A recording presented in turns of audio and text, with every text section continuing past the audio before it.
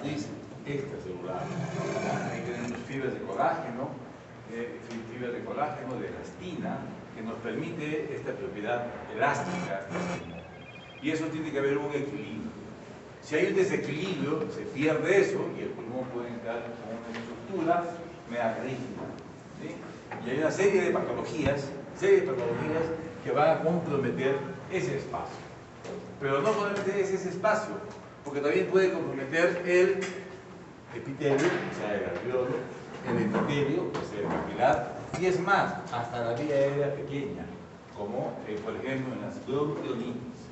Entonces, su verdadero nombre debe ser enfermedad difusa del parénquima pulmonar. ¿Sí? Pero predominantemente las injurias pueden nacer en este espacio, el espacio intersticial. Pero ya se quedó como una costumbre. Enfermedad pulmonar, repite, repite. Pero ya saben que no es exclusivo del componente intersticial, sino el verdadero nombre debería ser enfermedad difusa del parénquima pulmonar. Esto se ha conocido, y toda esta terminología que voy a hablar ahora es gracias con el advenimiento de los estudios de imágenes. Inicialmente fue la radiografía de tórax, luego la tomografía axial computarizada, como dice ahí, en la cual ya puedo ver algunos planos anterior, ¿no? El plano anterior, el plano posterior, el medial y el lateral. Esa era la gran ventaja, que nos permite dos dimensiones.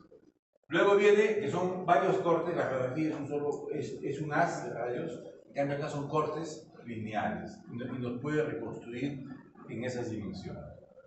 Luego viene el advenimiento de la tomografía de alta resolución. ¿Qué significa alta resolución? Cortes de 1 milímetro. 1 milímetro. Tomografía de alta resolución. Y eso me permite identificar a una estructura, como pueden ver acá, como una estructura que son, si hacemos una representación esquemática, cada una de estas terminaciones vendría a ser el lobulillo secundario. El lobulillo secundario de Netter. Recuerden estos estudios de fisiología, que es el lobulillo secundario, que es la unidad funcional del pulmón, como el glomérulo, ¿no? Como el glomérulo en el riñón. Entonces acá tenemos, por un lado, tenemos estructuras como el bronquiolo terminal, bronquiolo respiratorio, ¿sí? Se divide en conductos alveolares y los sacos alveolares. Y además viene su arteriola pulmonar, que se va dividiendo hasta hasta las arteriolas y los capilares. Y a su vez, acá, en esta red de capilares, se forman las vénulas. Estas vénulas salen por ahí, ya no por la parte medial, por donde ingresaron, sino salen por la parte interlobular, donde está el vecino del otro lobulillo. O sea, hay un componente interlobular, subpleural, y esto es interlobular, y esto se llama centrolobular. Centrolobular, interlobular y subpleural. Y por acá corren las venas y los linfáticos. Y por acá entra la vía aérea, los bronquiolos con la arteria pulmonar. Esto es muy importante para poder, esto gracias a las tomografías, podemos, de alta resolución, podemos identificar, este es un lobulillo secundario. Cada uno de estos es un lobulillo secundario. De acá dentro está el vaso, su arteria, y este es el componente interlobular, donde corren las venas y los linfáticos. ¿Ya? Cuando hay patología, esto se puede representar como un engrosamiento septal, porque estos son los septos, el engrosamiento septal. Si yo veo el engrosamiento septal, ¿qué cosa está corriendo por ahí? Líquido, porque están las venas y los linfáticos. Si uno ve que son lisos, eso es agua, eso es congestión. No existe otra explicación. Si hay nódulos en estos lobulillos, ya no es congestión, son todas enfermedades. Es un cáncer, que hay una diseminación linfangítica, que ya saben por dónde van los linfáticos. Linfangítica es una neumoconiosis, porque hay una depuración de este componente de sílice que se deposita en los linfáticos, o sarcoidosis. Solo hay 3 enfermedades que pueden dar nódulos interlobulares: cáncer, neumoconiosis, sarcoidosis. Sarcoidosis es muy raro en nuestro medio.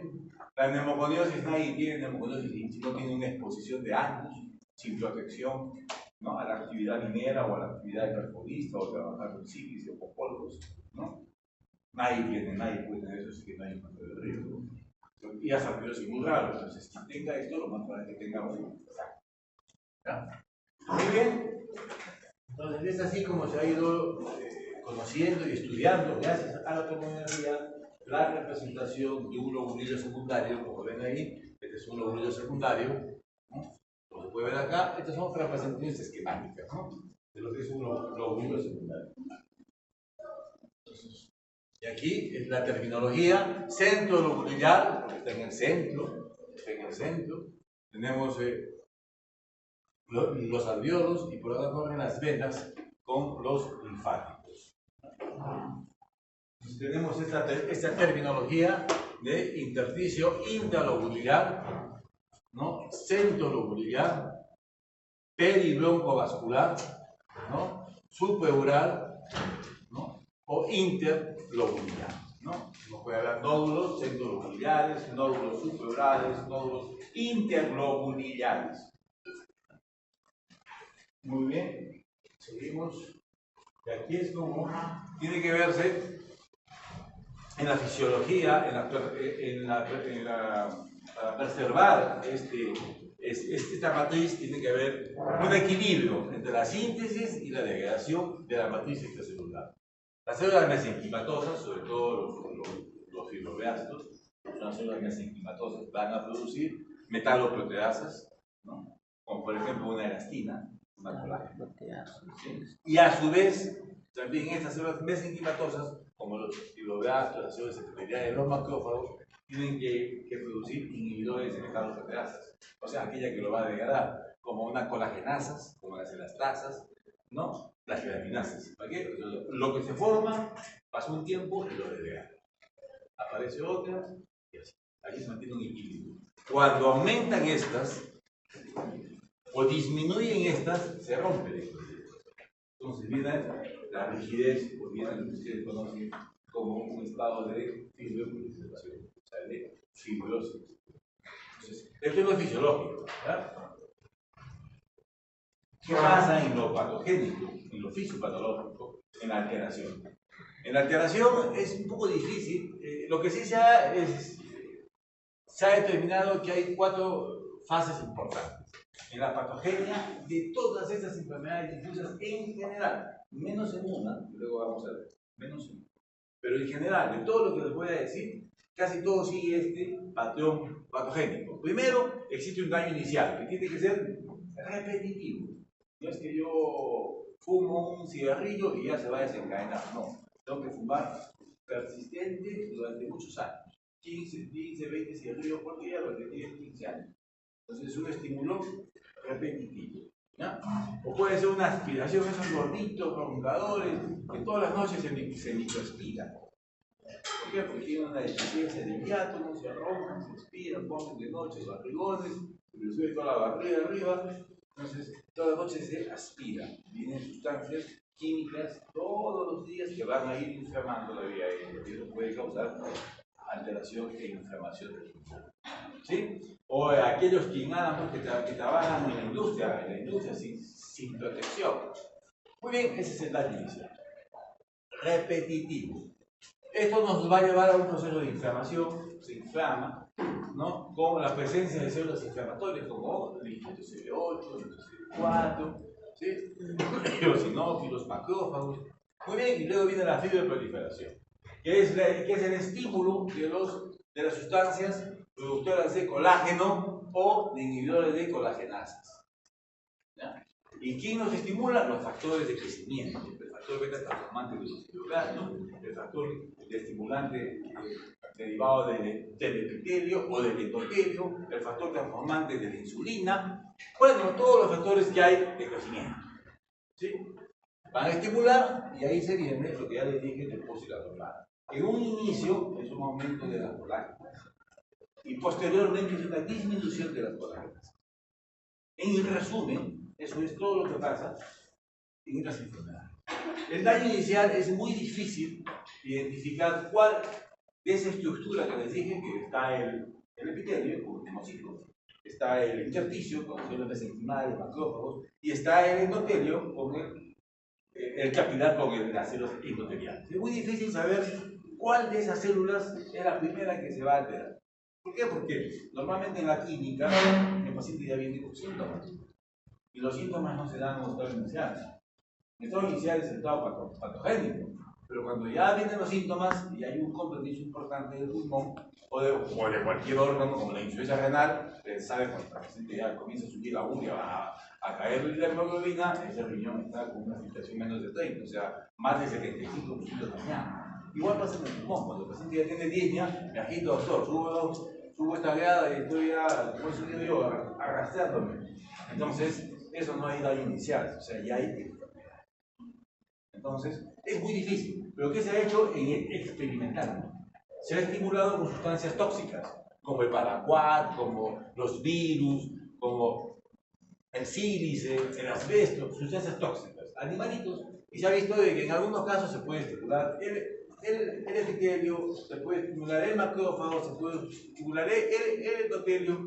Al final, eso no nos importa mucho. Lo que nos importa es que algunas de estas células que están al frente, los linfocitos, los macrófagos, las células mesenquimatosas que están más ahí en el intermedio, o las células capilares, sobre todo cuando los estímulos vienen por sangre.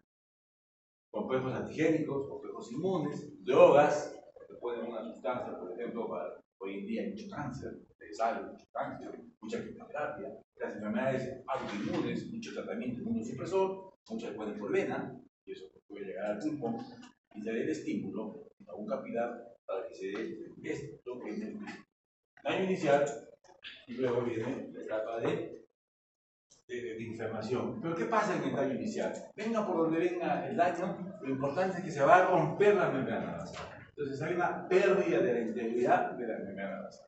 Eso es lo importante. Entonces se rompe esa integridad y no se puede reparar bien ese epitelio. Entonces al reparar, al no tener un epitelio, ustedes saben que el epitelio es una barrera, es como el endotelio, es una barrera entre intravascular y extravascular.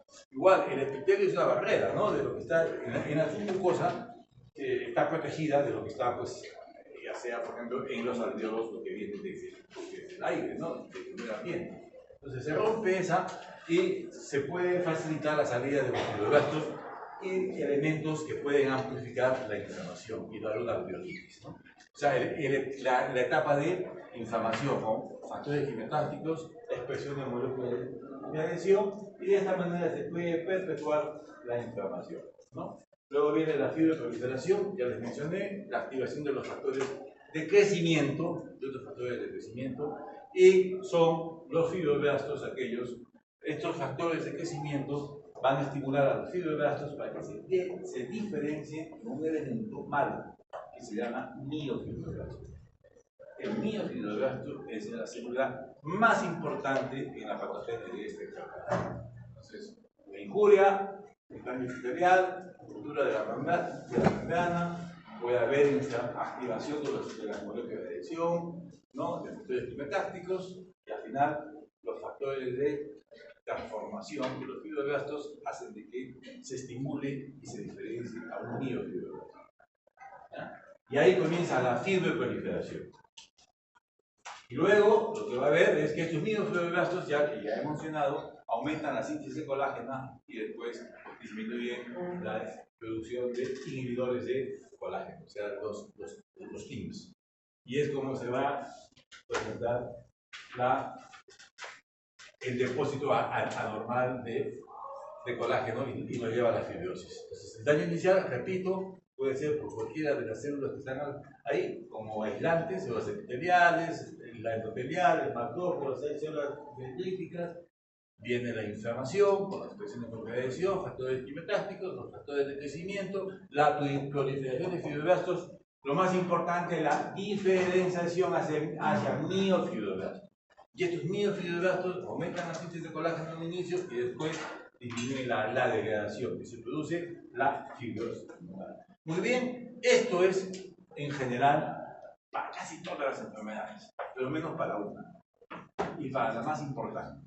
¿Cuál es la más importante de estas? Pues, digo, porque es la más importante, puede ser la más común, una de las más comunes, pero la que no tiene tratamiento, la que es casi mortal. Y esa es la fibrosis pulmonar idiopática. Ya tienen que meterse ese tema en la cabeza. Fibrosis pulmonar idiopática. No es igual que fibrosis pulmonar. ¿Ah? Tengo fibrosis pulmonar. Eso no quiere decir que tenga fibrosis pulmonar idiopática. FPI, como lo voy a nombrar ahora, en toda la charla, FPI, es una enfermedad propia, la fibrosis pulmonar idiopática, se llama propia, que tiene una fisiopatología igualita que la anterior, pero que falta la etapa de inflamación. O sea, no hay inflamación. Y ese es un concepto que es de no hace muchos años, ¿no? Yo estudié en la universidad, estudiamos otras cosas en este capítulo. Nada de las imágenes que yo les voy a enseñar, me han enseñado a mí, porque en esa época no había tomografía de alta resolución. La clasificación ha cambiado, la fisiopatología también. Entonces, es casi igual, pero no falta esto, falta la información. Y esto se dio porque como se descubrió esto fue el manejo, digamos, la fisiopatología que se vio en los pacientes con enfermedades. Lo que pasa es que se estudió mucho a las enfermedades inflamatorias, enfermedades intersticiales más inflamatorias, por ejemplo, artritis, ¿no? Otro tipo de enfermedades que más rápidamente comprometían el pulmón. No sé si me dejo entender. Tenían pacientes que tenían muy poco tiempo de enfermedad y muchos síntomas, tos, fiebre, infiltrados pulmonares. Entonces, se estudió a esa gente y se encontró esta fisiopatología. Ya, entonces vamos a darle un tratamiento con corticoides, y por esta época, hace unos 10 a 15 años, se descubrió un antifibrótico. Entonces vamos a usar ese antifibrótico como un antiinflamatorio. ¿Ya? Entonces se dio eso y al final lo que se vio es que a este grupo de FPI le fue muy mal, tan mal que se empeoraron. Entonces, pacientes que estaban más o menos crónicos, le dimos el tratamiento. Yo participé en ese estudio, se llamaba el estudio Panther, azathioprina con acetylcisteína y prednisona. Eso se iba mal, eso se tuvo que cortar. Y se revisó la fisiopatología. Y se vio que en ese grupo de pacientes, si bien existe, hay una agresión repetida por vino, tabaco, sobre todo se encontró que el tabaco era muy importante. Y se encontró que esta enfermedad no tenía nunca hay menos de 50 años, excepto la forma familiar hereditaria. Pero en común, nadie puede tener FPI si tiene menos de 50 años. Entonces se dijeron, ¿qué cosa de común tiene el de menos de 50 años y el más de 50 años? Hay una cosa en común por él, la edad. Y esa es la senescencia inmunológica. Cuando el sistema inmune comienza a envejecer y a alterarse. Esa es una condición sine qua non. Entonces, un joven de 15 años no puede tener PPI, porque todavía no hay senescencia inmunológica. Una de las cosas que se descubrió. Y la otra es de que no se vio inflamación. Lo que se vio es que hay una lesión repetida, un daño epitelial, activación, factores de crecimiento. Los factores de crecimiento, proliferación y migración de los miofibroblastos, estrés oxidativo, hay una alteración de las colagenasas, hay una reepitelización defectuosa, una desestructuración del epitelio, focos de microfibroblastos, y bueno, ya esto es, y así fue. Entonces no hay inflamación. Entonces, al darle drogas antiinflamatorias, empeoramos los síntomas. Había infecciones, había alteraciones importantes en estos pacientes. Entonces, ya saben la fisiopatología de la daño inicial y fibrofibrosis. O sea, no hay inflamación. Por consiguiente, el tratamiento no hay antiinflamatorio. Eso tienen que meterse en la cabeza, ¿ya? Bien. Y eso que hasta ahora, y la gente que sigue dando corticoides, sigue dando antiinflamatorios a los pacientes que tienen FPI. Muy bien. Vamos a pasar rápidamente en acá fue el 2021. El 2021 se hace una revisión, ¿no?, de la patogenia y se ve que hay pues cambios epigenéticos. En esta enfermedad es importante los cambios epigenéticos, ¿no? Es un epigenoma, es una alteración es una alteración que tiene que ver con los genes, ¿no? Acá puede verse, ¿no?, que la repetida injuria, ¿no? Hay cambios en el epitelio, función aberrante de las células epiteliales, factores de crecimiento, metaloproteasas, ¿no? Hay citoquinas, quimioquinas, pero que no tienen un factor de estimulación de los factores de crecimiento, no antecesores inflamatorios. Y eso nos lleva, pues, a este acúmulo de focos de fibroblastos por miofibroblastos y nos lleva a la fibrosis pulmonar. O sea, no hay una presencia de células inflamatorias, no hay edema, no hay vasodilatación, lo que caracteriza un fenómeno inflamatorio. ¿Ya? Entonces, eso es el 2021, ¿no?, en lo cual se queda eso. El envejecimiento, ¿ya?, en pacientes mayores de 50 años, 65 años. Es decir, entonces, la senescencia es el arresto permanente de la proliferación celular. Hay un fenotipo secretorio complejo asociado a la senescencia, ¿no? Entonces, son alteraciones que se van a dar en el sistema inmune. Por ejemplo, el plegado de las proteínas, ¿no? Alteraciones en la matriz extracelular. La senescencia celular nos va a llevar a una disfunción mitocondrial. Y esa disfunción mitocondrial va a tener alteraciones en su DNA para poder, ¿no?, darse estos fenómenos de activación de fibroblastos y producción de metaloproteasas, y eso se da igualmente acá. Por ejemplo, hay la protoestasis, que es las proteínas deben estar pegadas y bien colocadas, bien formadas, para cuando uno almacena algo todo bien ordenado. Cuando se da esto, se despegan. Y si se despegan, hay una agregación irregular y eso nos lleva hacia el envejecimiento. ¿Qué pasa con el envejecimiento? Generalmente en estos factores epigenéticos. Recuerden cómo es el DNA. El DNA es si ponemos un ejemplo, es como un alambre de cobre, ¿sí? El alambre de cobre es el DNA, pero está forrado, está protegido por el plástico, ¿sí? Ese plástico tiene que mantenerse toda la vida. Donde ese plástico deje zonas libres, ahí se expone el DNA. Entonces, ¿y quién repara ese plástico? ¿Quién lo repara? Las telomeras. Las telomeras. Esta es una enfermedad que entra dentro del grupo de las telomeras. Las telomeras son como una máquina, y si el DNA va de acá a la pareja, reparando todo eso. ¿Qué pasa si esa telomera se acorta? Entonces, si se acorta, va a dejar zonas sin reparar. Y eso es lo que pasa con eso se llama epigenético. Eso se llama epigenético. Es un epifenómeno. Epigenético, porque al final quien va a pagar el pato es el DNA. Pero él no nació con eso, sino por una alteración de las telomerasas. Hay zonas que quedan cortas, entonces se altera eso, lo que hemos visto, ¿no? Y eso se produce con la senescencia.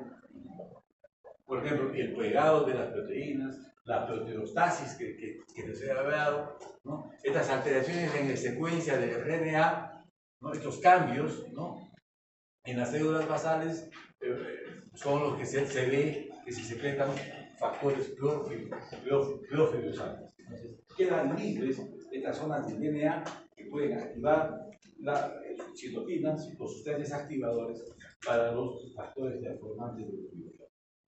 Y es así como pueden ver que hay varios factores. O sea, ¿qué me puede dañar en forma difusa? Esto se resume en que hay varios factores como virus, bacterias, contaminación, ¿no? En alguien que tenga una susceptibilidad genética en la cual se va a activar su sistema inmune, como por ejemplo la senescencia inmunológica, y ahí se da el daño de la enfermedad pulmonar difusa, ¿no? Entonces, hay inflamación, como un proceso inflamatorio, como una neumonía.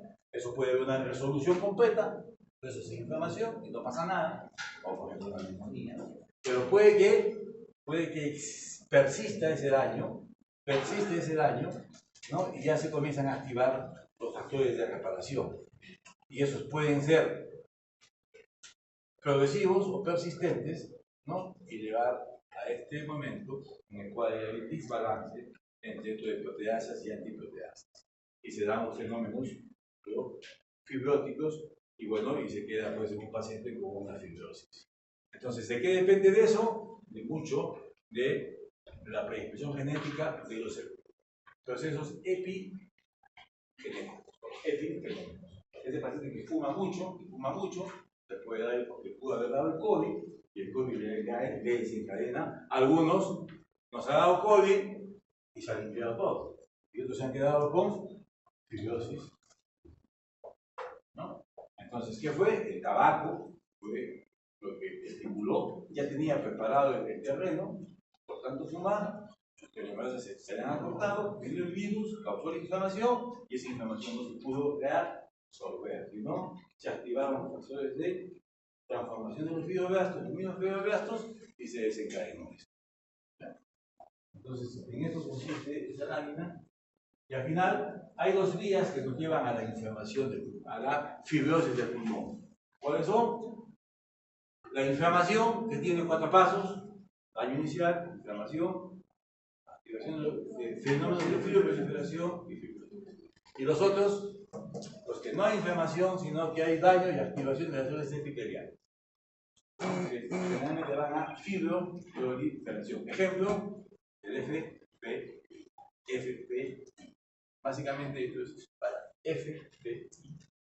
Y lo demás sería para todas las otras enfermedades. En eso podemos resumir todo lo que hemos dicho hasta ahora.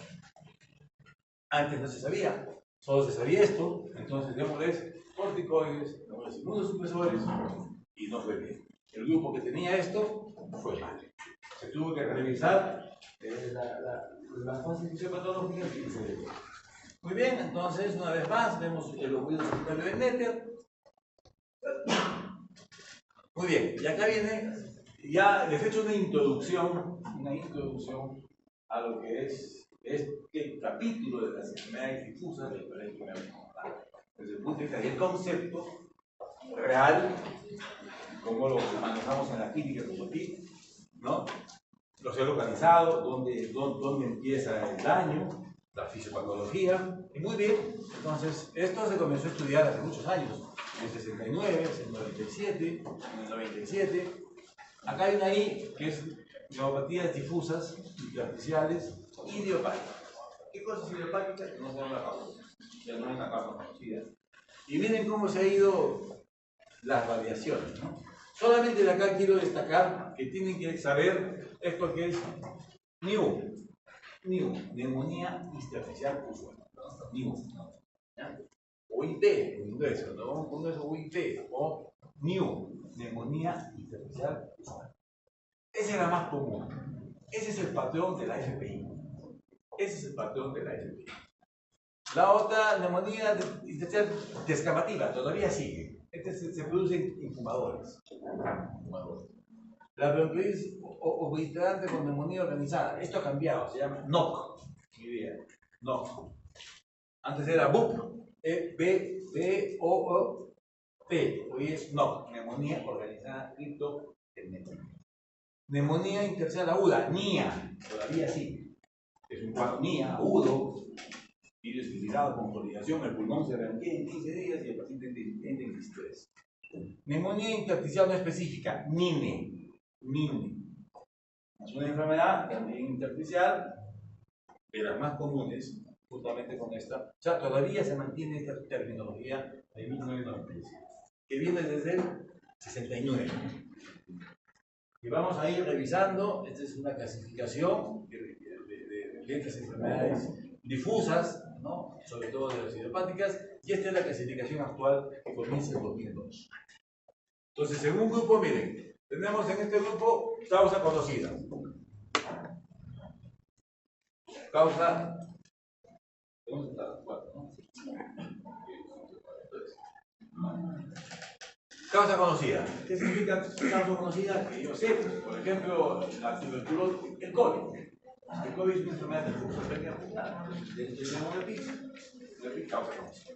La tuberculosis biliar, neumonitis chiloedesi, que es una infección oportunista en los pacientes con VIH, eso se llama causa conocida, ¿no? El paciente trabaja en minas y tiene full nódulos, es un neumonía.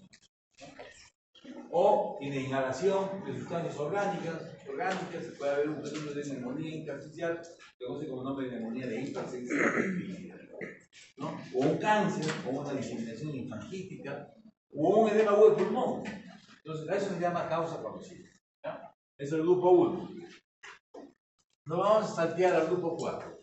El grupo 4, 1, 2, 3, 4, el grupo es una enfermedades raras. ¿Qué cosas son enfermedades raras? Enfermedades que hay 1 en 1 millón a 2 millones. O sea, en Arequipa somos 2 millones de habitantes, ¿no? 2 o 3 millones. O sea, debe haber 2 casos, 1 o 2 casos. O sea, bien raro, ¿no? Ya, así es. O sea, en el sur del país debe haber, somos unos 5 millones probablemente. O sea, hay 5, 4 casos de cada una de estas enfermedades, ¿no? Por ejemplo, la histiocytosis C. Luego vamos a ver algunas imágenes. Linfangelioleiomyomatosis. LAM, L-A-M, LAM. Que es la linfangelioleiomyomatosis. Se conoce como LAM, solamente en mujeres. Son quistes en el pulmón. ¿Ya?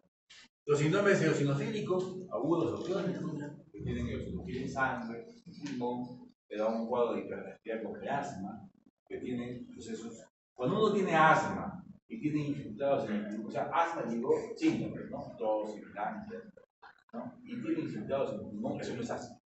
Eso es vasculitis, choristeados, o eso es síndrome de neumonía eosinofílica, agudo o crónico. Si es más de 3 meses, crónico. Si es menos de 3 meses, agudo. ¿Ya? ¿Cuál es la diferencia? Que la vasculitis de un ANCA, UCI, y si es ANCA negativo, si tiene eosinófilos en sangre, y hacemos una broncoescopía, un grabadillo, si tiene eosinófilos, neumonía eosinofílica. Agudo o crónica, ya os he dicho. Entonces, son enfermedades raras. Proteinosis alveolar. Proteinosis alveolar. Muy bien, entonces, grupo de enfermedades raras.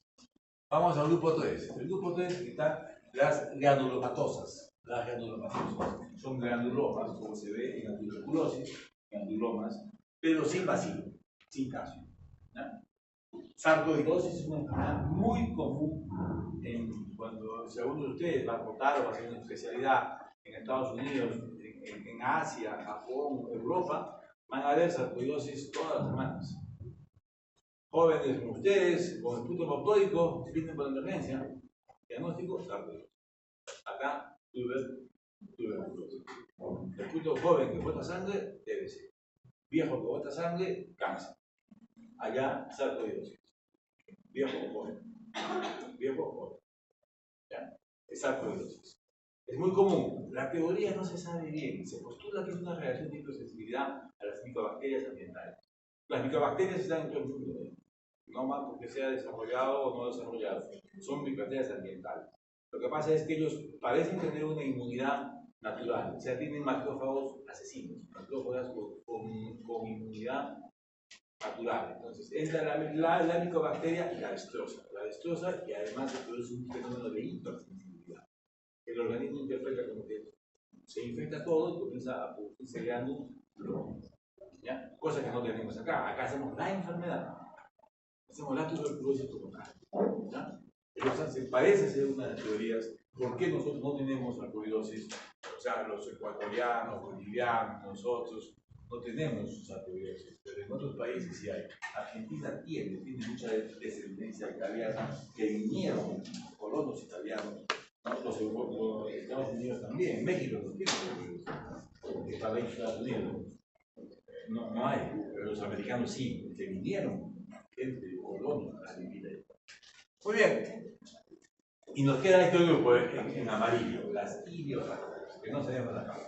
Y ahí hay dos importantes. FPI, que ya dije que es un patrón de NIU, neumonía intersticial. El NINE, que se mantiene, que son las dos enfermedades más comunes, las dos más comunes. Esta tiene una etapa aguda también, la NINE inflamatoria y la NINE fibrosa. Estas dos están asociadas a tabaco, la neumonía descamativa y la bronquiolitis asociada a enfermedad intersticial. Esto está asociado al tabaco. Van muy bien. Dejan de fumar, pequeña dosis de corticoides y el pulmón se limpia. Estas son las agudas. El DOC, lo que le dije antes era agudo. La bronquiolitis con neumonía organizada, hoy es neumonía organizada criptogénica. Y la aguda, neumonía intersticial aguda, esta es una neumonía que cuando yo la veo, me persigo 20 veces, porque generalmente los mato. El paciente debuta, realmente son jóvenes, que tienen inflamación elástico, y debutan con un cuadro de una pseudogripe, todo, dolor de garganta, catarro, y en las 7-15 días están con quiste y están intubados, con un pulmón grande. O sea, la anatomía patológica es un daño alveolar difuso, es lo que se ve en un distrés. Entonces, si no se sospecha esta enfermedad, se muere. ¿Ya? Entonces, esos son cuadros agudos.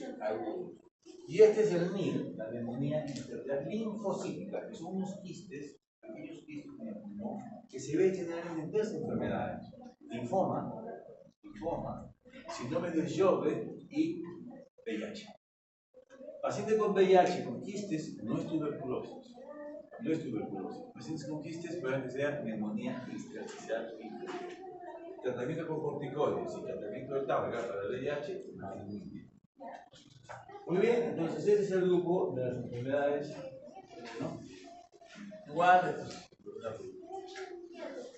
ojo con esta, de acá, la fibrosis pulmonar idiopática, ¿no? Esto es lo que decía, causa conocida, infecciosas, drogas, preguntar mucho, les dije las drogas, ¿sabes? Es una causa de mucha neumonía de hipersensibilidad. Hay mucho de drogas para los pacientes oncológicos. Ustedes han escuchado de la terapia biológica. Todos esos pueden dar problemas pulmonares agudos, ¿no?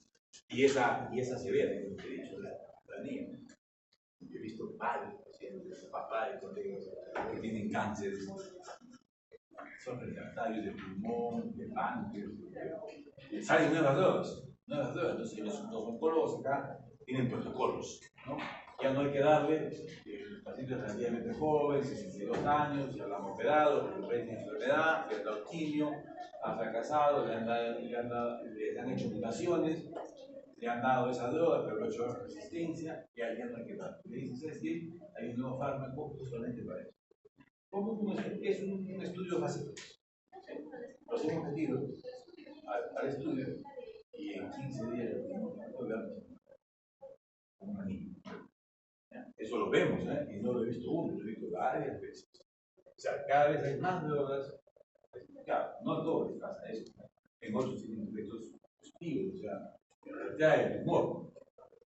Pero, ojo, siempre hay que preguntar si el paciente está con la nitrofuractoína, muy común en las mujeres, la infección urinaria, ¿no? La miodarona para las arritmias. El metotrexate, ojo con lo que voy a decir, está acá porque todavía estaba, pero este año y ahí ha sido retirado como causa de enfermedad intersticial. Lo que tenía el metotrexate era que tenía una muy buena asociación. O sea, AR es la enfermedad más común y AR muchos años se ha manejado bien con metotrexate. Entonces, ha habido un momento en que ha habido un momento, no se sabe por qué bien, no se sabe. Parece que los virus son los que hacen de que los pacientes reumáticos, o sea, con enfermedades del tejido conectivo, yo no había estudiado eso, yo no había visto eso. Yo cuando he estudiado medicina, los pacientes con AR se morían con AR, todos no tenían nada, ¿no? El paciente con esclerodermia tenía su problema de la piel, sus uñitas, a lo mucho riñón, pero no tenía conexión. Hoy en día los pacientes, 30-40% hacen problemas pulmonares. ¿Por qué? No se sabe. Había un switch genético que estos pacientes comienzan luego a hacer compromiso pulmonar. Eso más o menos unos 20 años ha pasado ese cambio. Hay cosas así en la medicina. Por ejemplo, yo cuando comenzaba a manejar a los pacientes con tuberculosis teníamos terror al Stevie Johnson. Le daba Stevie Johnson y se morían. ¿Qué día de corticoides? Con tuberculosis, no nada, y se morían. Pero también es corticoides. Y en pulso. Pero hace 20 años no hubo un solo Stevie Johnson. Pero sí vemos muchos psicólogos. O sea, que son dermatitis y acidofilia, o sea, esos efectos a las drogas han variado. No he visto ningún síndrome de Stevie Johnson con antes, hace 20 años, mirábamos cada 2 meses uno. De eso en mi casa morían. Hoy no vemos. Pero sí vemos mucho síndrome 3, que antes no veía. Igual, estas enfermedades, entonces, metotrexate como se usaba tanto en AR, tanto, entonces comenzaron a aparecer gente con fibrosis. No, ese metotrexate. O sea, ¿ustedes están usando metotrexate? Sí, a ustedes les dio fibrosis. Ellos no usan, entonces, el que usa eso es. Entonces, se le echó la culpa.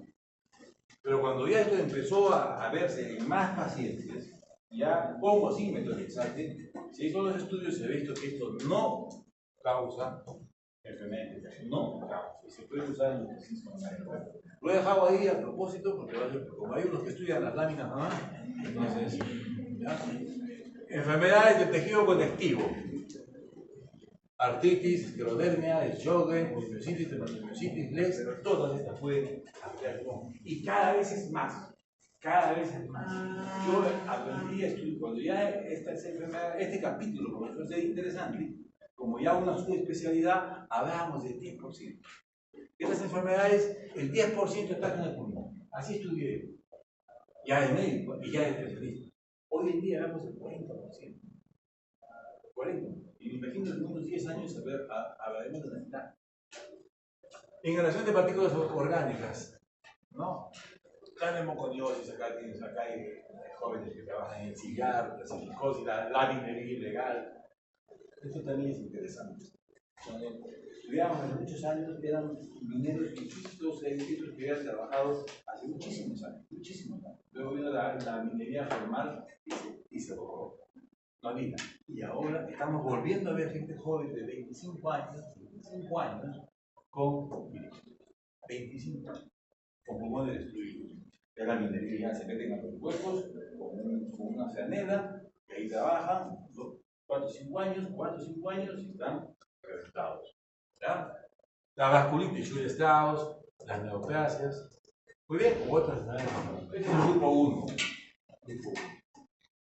El grupo 4, neumonía eosinofílica aguda, las crónicas, histiocytosis de Langerhans, que son quistes que aparecen más en ápices de paredes engrosadas, el LAM, linfangioliomatosis, la proteinosis, que da un patrón de crazy baby, y la microlitiasis alveolar, que son como calculitos que hay de calcio en los bronquiolos. Se ven como puntos blancos, que se llama el signo de la tormenta de nieve, como si fuera una tormenta de nieve fina, que son microcálculos en los bronquiolos. En esos bronquiolos que entran al ovuloide secundario del dente, ahí se forman, en la región centrolobular y peribroncovascular.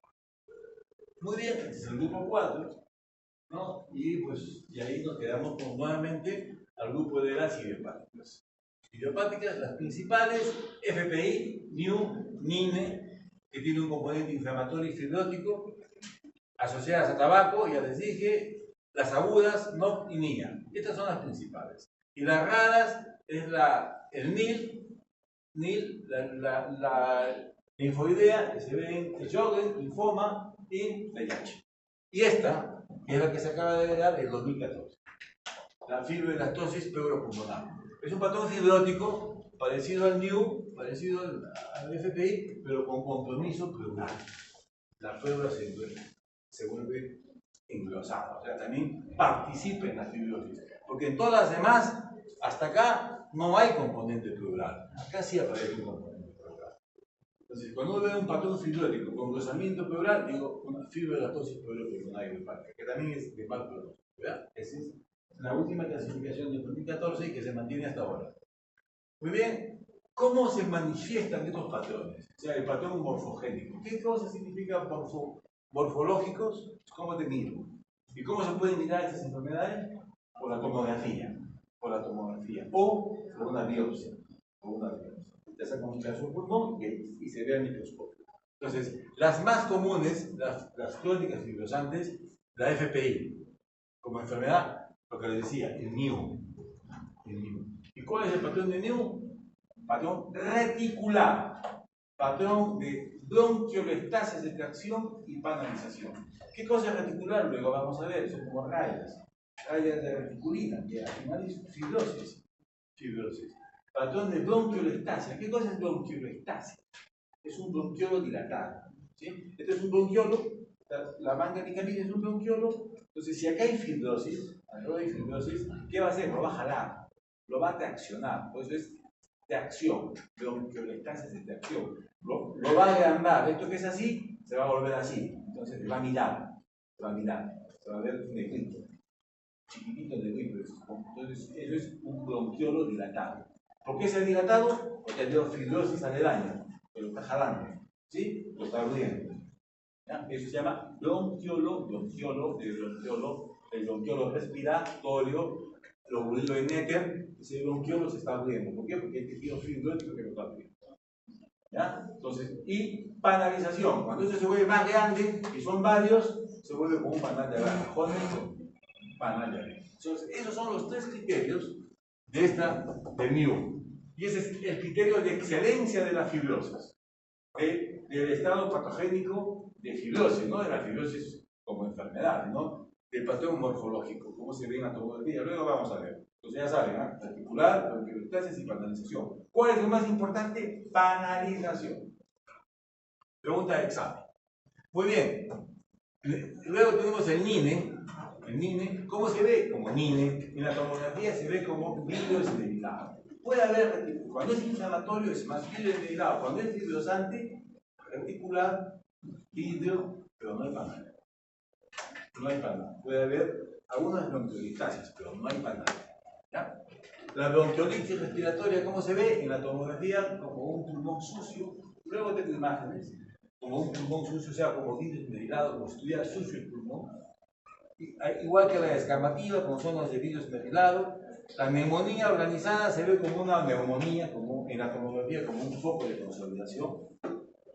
Y la neumonía aguda como un daño alveolar. En la tomografía se ve blanco, como una neumonía extensa, y en el microscopio como un daño alveolar. ¿Ya? Esos es los patrones que son importantes. Muy bien, esta es la clasificación que ya les he mencionado. Las idiopáticas, las conocidas, las del grupo 1, ¿no? Las raras y las alquilas, y la del grupo 3, la del grupo 14, ¿no? Muy bien, entonces ya hemos revisado la nomenclatura, las siglas y la clasificación de este grupo de enfermedades. ¿Cómo se estudia? Entonces tenemos que hacer, cuando sospechamos de una enfermedad difusa, como todo en la vida, como todo en medicina, como una buena historia clínica, una radiografía de tórax, pruebas de función de sangre, del laboratorio, pruebas de función, la tomografía, que es importantísima para ver ese patrón morfológico que se mencionaba, ¿no? La tomografía, es un patrón NIU, es un patrón NINE, es un patrón NOP, es un patrón NIL, es un patrón NINE, ¿no? Eso es lo que tenemos que, cosa que los radiólogos, muchos radiólogos, ni enterados, se ponen ahí opacidades compatibles de fibrosantes, fibrosis pulmonar. Así no es. Que tendría que decir el patólogo que se vea opacidades, aumento de la resolución tipo reticular, subregular, bronquiolestasias y bronquiectasias periféricas, bibasales, pegadas a la pleura, compatible con neumonía e infección usual. Usted no puede decir ese ritmo. Usted tiene que decir neumonía e infección usual. Luego ya van a entender por qué no puede decir ese ritmo. Tiene que decir NIU. Pero no pone, ¿no? O patrón de virus medilado, reticular, bilateral, homogéneo, difuso, compatible con neumonía infecciosa no específica, o sea, NIU. Así deberían ser los informes, pero no, ponen, fibrosis pulmonar, todo es fibrosis pulmonar. Y la biopsia, que luego vamos a ver cosas interesantes también en la biopsia. Muy bien, ahora sí vamos a pasar rápido, Lo anterior, me demora un poquito porque hay cosas que hay que puntualizar. La edad, 20 y 40 años, jóvenes como ustedes, generalmente si debutan, alguien de acá que debuta con una enfermedad intersticial, lo más probable es que esté debutando con una enfermedad de tejido conectivo. ¿Ya? Con más del tejido conectivo. Una enfermedad colágena. Y si son mujeres y tienen quistes, hacen un neumotórax, estos pacientes debutan en el campo. Chicas de 25 años que da luz y hacen hemoptisis sin dolor, se toman una radiografía, neumotórax, tuberculosis. Eso es por teléfono, les hago el diagnóstico. Cuando recién comenzaba a ver eso, no, hay una tuberculosis en la clínica de venía pasando, no daba luz, escupió sangre, de repente, después del parto, escupió sangre, entonces dije, le han hecho una radiografía y tiene aire, una caverna, la han aislado. Eso no es tuberculosis, eso es blanco. Son los quistes que cuando empujan se rompen. ¿Ya? Entonces se rompe el vaso, sale sangre y hay una infección. Muy bien, mayores de 50 años, ya comienza FPI, patrón NIU. No hay NIU o FPI menos de 50 años, salvo la hereditaria. Yo tengo pacientes, familias, nombre propio, o sea, son familias del abuelo, del papá, los tíos, todos van bien. Entonces, ese de 48 años, que está con todos sus 3 meses, de esa familia ya lo pescó, porque es familiar. Pero uno que no tenga antecedentes de casi antes, no es FPI. Sexo, mujeres asociadas a vértigo colectivo y LAN. O sea, no hay LAN en varones, son por más que quieran. O sea, no hay. Antecedentes familiares. Importante, acá la esclerosis tuberosa, la FPI familiar. La FPI familiar. ¿Ya? El tabaquismo, hay enfermedades asociadas al tabaco, ya he mencionado el patrón NIP, la tabativa y la bronquiolitis respiratoria. Y la histosis X. El uso de fármacos se debe investigar. Entonces, tienen que preguntar amiodarona, nitrofurantoína, si tiene una enfermedad cancerosa. Si tienen un grave cáncer, tienen que agarrar y comenzar a mirar en el teléfono si esas drogas causan, porque uno tampoco no lo sabe. Van a hacer una quimioterapia a veces y el paciente sabe. No sé, doctor, le ponían una serie de cosas, pero tiene que caer. Digo, ya, me manda después. Me mandan una foto, les limpian el polvo, después se me han puesto, por ejemplo, ciclarina, propanacina, y son todas nuevas, los uno tiene que pensar que sí causan, y te dicen, ahí causan y patrón NIM, porque da patrón NIM. Si eso tiene el paciente, ¿qué es? Uno tiene que averiguar, no es que no sabe, que no recuerda, tiene que preguntar a su médico, y ustedes tienen que buscar si es que esa droga causa o no enfermedad intersticial. ¿Ya? Los síntomas, todos los síntomas tienen tos, y gente es tos seca, como es intersticio, pero finalmente es tos seca. Tos seca, no, al examen físico casi no hay nada en los estados iniciales, que es el intersticio, la disfunción química radiológica. Pero conforme avanza la enfermedad, cuando pueden aparecer crepitantes, ¿no? Crepitantes. Puede haber los dedos en palillo de tambor, la crónica, y si es una enfermedad que va avanzando, puede haber un corte pulmonar, infección yugular, hepatomegalia. ¿Qué debemos pedir en sangre? Todo. Hematología, el hemograma, ¿no? Para ver si hay eosinógeno. La hemoglobina, para ver si hay anemia. Aumento de la creatinina, si está aumentada, pues una vasculitis, pues una colágeno. Tenemos que pedir elementos como todas las pruebas hepáticas, la DHL, si está muy elevada, proteinosis alveolar. La proteína alveolar es una enfermedad en la cual el macrófago no madura. Como no madura, no depura el surfactante. Si se acumula el surfactante, y ese surfactante se queda en el sangre. Se queda. Y eso se ve como vídeos meditados con engrosamiento septal, se conoce como el nombre de Klein-Payne. Luego vamos a ver fotos. Pero tiene una DHL muy elevada. Sarcoidosis, hipercalcemia, hipercalciuria. Factor reumatoideo, LES, anticuerpos antinucleares en la esclerodermia y todos los marcadores para enfermedades como el antiyopacinoma antisintetasa, la dermatomiositis, polimiositis, ¿sí? Enzimas musculares como la CPK, DHL, para ver si hay miositis, y los anticuerpos ANCA, para ver si hay vacunas. O sea, tienen que pedir todo. Hematología, bioquímica, factores inmunológicos, todo eso hay que pedir. La radiografía de toras. La radiografía de toras, 90% presentan alteraciones, ¿no? En el momento del diagnóstico. ¿Por qué? Porque ya hay síntomas.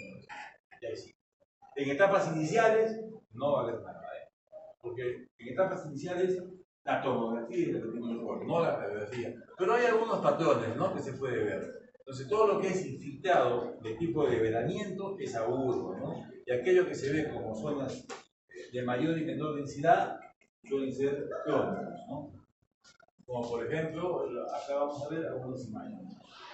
Vidrio esmerilado, nódulos, retículo nodular y panal de abejas. Esto suele ser inflamatorio, relativamente agudo. Esto ya es un proceso de fibrosis. Si ustedes ven esos pequeños nódulos, son micronódulos, no sé si puedan verlo, pero micronódulos como la TBC línea o la neumonía de hipersensibilidad hacia agudo.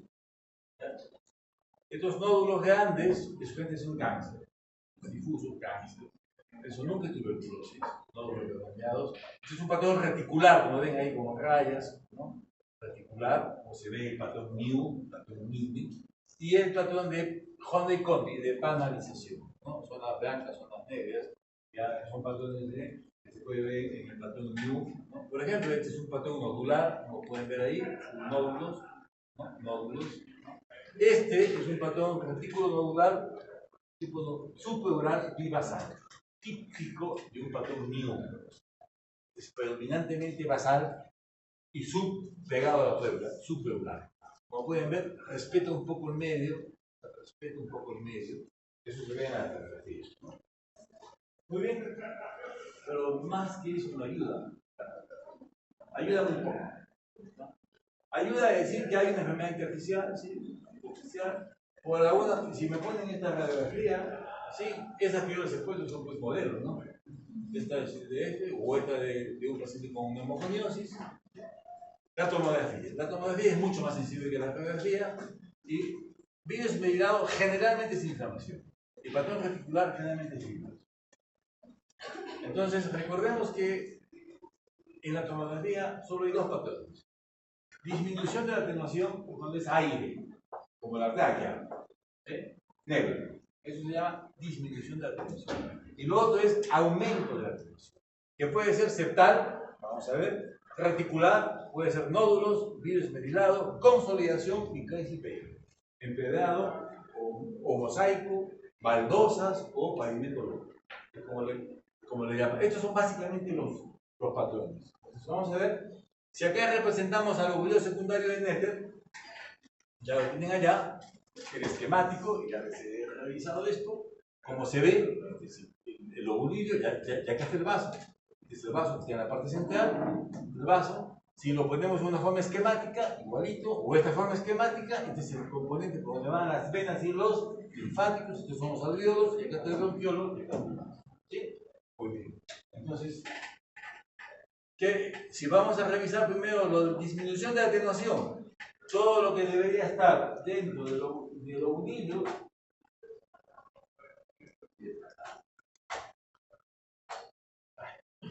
donde está dentro del lobulillo se convierte en aire. O sea, disminución de atenuación, patrón quístico. Y cuando hablamos de patrón quístico tenemos que ver las paredes. Estos son quistes de paredes delgadas, como pueden ver acá. Y acá está el vaso, se rechaza el vaso que está en el centro, que debe estar en el centro, no, acá en el centro, se va a un lado, lo podemos ver de una forma excéntrica, acá excéntrica, esto es LAM, son de tuberculosis. En enfisema, LAM, tuberculosis, no, estos son quistes. O sea, cuando uno habla de semiología, o sea, acá tengo que decir, ¿qué veo? Veo una tomografía en ventana pulmonar, con opacidades de disminución de la atenuación. Yo ya me estoy imaginando que es como la tráquea, como los bronquios. Es aire. Disminución de tipo quiste. ¿Por qué? Tiene pared. Cuando no hay pared es enfisema. Entonces, acá si hay pared, y si la pared es delgada, mujer, LAM. Y si las paredes son, miren, estas paredes irregulares, de paredes engrosadas, lóbulos superiores, histiocytosis X, o histiocytosis naranja. Estas son enfermedades raras, ¿verdad? De las que les había enseñado. Más en varones, fumadores, pueden ir con diabetes insípida, ¿ya? Histiocytosis naranja. Muy bien, entonces disminución de la atenuación, ¿no? Engrosamiento septal, los septos están engrosados. Como pueden ver acá, los septos bien dibujados, ¿no? Bien dibujados, entonces eso es, puede haber edema pulmonar, ¿no? Hay un poquito de derrame, los septos son limpios, en cambio cuando los septos están con nódulos, como se puede ver acá, algunos nodulillos, lo que se conoce como sínodes, acá hay nódulos, sínodo del rosario o collar de perro. ¿Ya? Se puede ver, eso es componente interlobular. Cáncer, ¿sí? Sarcoidosis o mismoconía. Engrosamiento septal. Limpios, agua, congestión. El cardiólogo dice que no tiene, bueno, no tendrá para él, pero esta es una etapa inicial de falla cardíaca. Reticular, se ve rayas, que son componentes de fibrosis, ¿no? Como se ve en el NIU, ahí tienen una imagen de NIU, este es el panal, estas son las bronquiolestasias chiquitas, y todos estos son los patrones reticulares, ¿no? Es muy casi parecida a la neumonía de hipersensibilidad. Tiene un patrón NIU, pero al revés, es más en las bases y es más en los ápices. ¿Por qué? Porque cuando uno inhala, las partículas se van más a los lóbulos superiores, ¿no? Entonces, patrón reticular. El vidrio esmerilado. El vidrio esmerilado es como un velo de novia, es una atenuación tenue que me permite ver la estructura del pulmón. Todavía puedo ver. Esto se da cuando el alveolo está ocupado no al 100%, está hasta menos del 50%. El alveolo, recuerden, como si uno pone así, pues el alveolo está por una parte.